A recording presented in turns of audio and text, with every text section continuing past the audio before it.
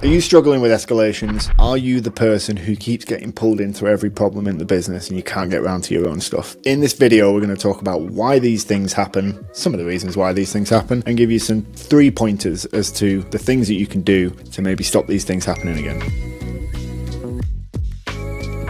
So let's be honest, a lot of the people in the IT managed service provider industry world ask ourselves why we started the business. This isn't everybody, this is just a lot of people. We started our business because we like fixing computers.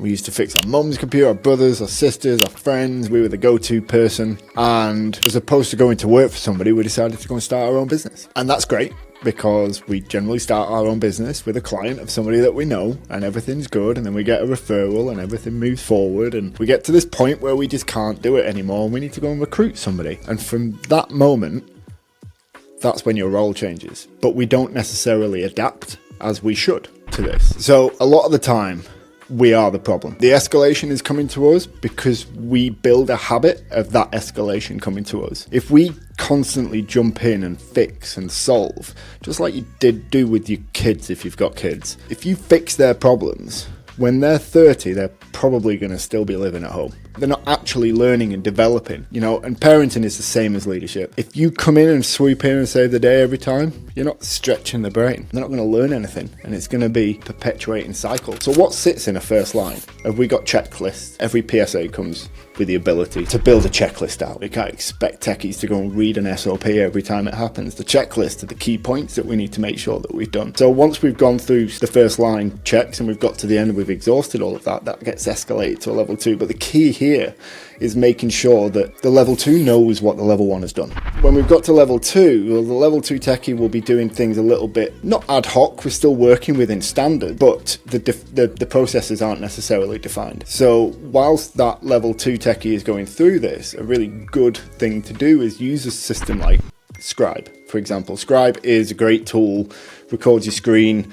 Whilst you're just doing your work, it'll then go into a bank. You can set it up, in your system in Microsoft, so it's all there. And then we can break that down and add it to the new processes, so a level 1 can go and follow that in the future. Other third liners work in tickets that they just shouldn't be, that are actually, regardless whether it's defined or not, they're simple, quick, repeatable fixes that happen again and again and again and again.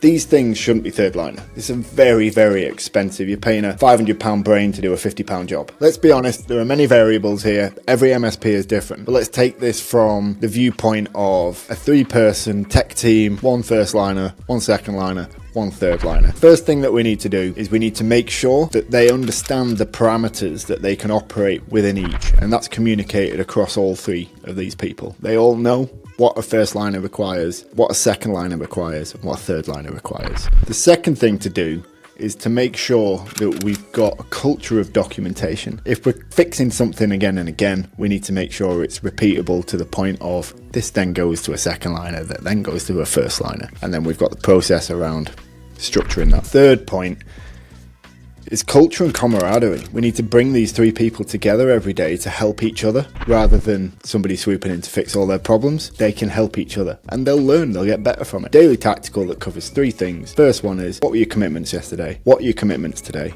And what are you stuck with? Simple as that. So what's going to change if we put this in place? The first one is that you're going to be able to switch off. And you're going to be able to go home when you're supposed to be going home. You're going to be present at home, and you're going to be present at work, and you're going to give your full in both of those places. The second one is, because you're empowering your team, they're going to get better. Yes, they're going to fail, but they're going to get better and better and better and better. And the third one is, because of all of that, there's going to be a direct impact with every single customer interaction for higher quality of service. Are you struggling with escalations in your business or anything like this? Let me know in the comments. Reach out. Happy to chat.